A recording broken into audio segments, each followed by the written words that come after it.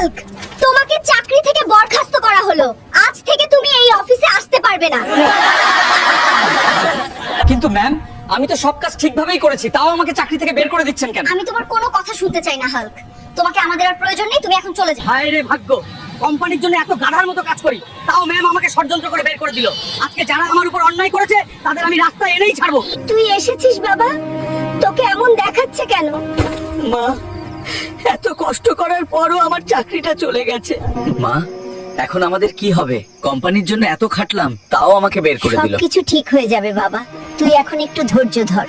এই নে বাবা, আমার এই গয়নাগুলো বিক্রি করে তুই নতুন করে কোনো ব্যবসা শুরু কর। কিন্তু মা, এগুলো তো তোমার শেষ গয়না, এগুলো আমি নিতে পারবো না।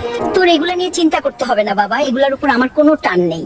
কিন্তু তুই যদি কিছু করতে পারিস, সেটাই আমার সবচেয়ে বেশি খুশির কারণ হবে। মা আমার জন্য তার শেষ গয়নাগুলো বিক্রি করে দিল। শরীর ফাইটা যাক, কিন্তু মায়ের খালি গলা আমি সইতে পারুম না। বড়লোক আমি হবই। যাই, এখন এই লাল চন্দনগুলো বাজারে বিক্রি করে আসি। আমাকে আমার ভাগ্য পরিবর্তন করতেই হবে। আর তোমরা যদি চাও আমি সবার মুখে উচিত জবাব দেই, তাহলে চ্যানেলটা সাবস্ক্রাইব করে পাশে থাকো। এই নে হাল্ক, এই পুরো টাকার বান্ডিল তোর। তুই যদি এইভাবে কাঠ বিক্রি করিস, তাহলে তুই তাড়াতাড়ি অনেক কোটিপতি হয়ে যাবি। জি চাচা, তা তো আমাকে হতেই হবে। হ্যালো ম্যানেজার, আরো 50টা ট্রাক পাঠাও। এখন আমি এই পুরো মার্কেটের রাজা। মা, আমি আসছি তোমার কাছে। তোমার ছেলে আর কোনো সাধারণ মানুষ নেই। প্লিজ হাল্ক, তুমি আমাদের কোম্পানি কিনে নিও না, না হলে আমাকে যে রাস্তায় নামতে হবে। ম্যাম, এটা হলো আপনার ষড়যন্ত্রের জন্য শাস্তি। মা, চোখ খোলো। দেখো, তোমার গয়না বিক্রির টাকা আজ আমাকে এই সাম্রাজ্য দিয়েছে। এই পুরো রাজপ্রাসাদ এখন তোমার।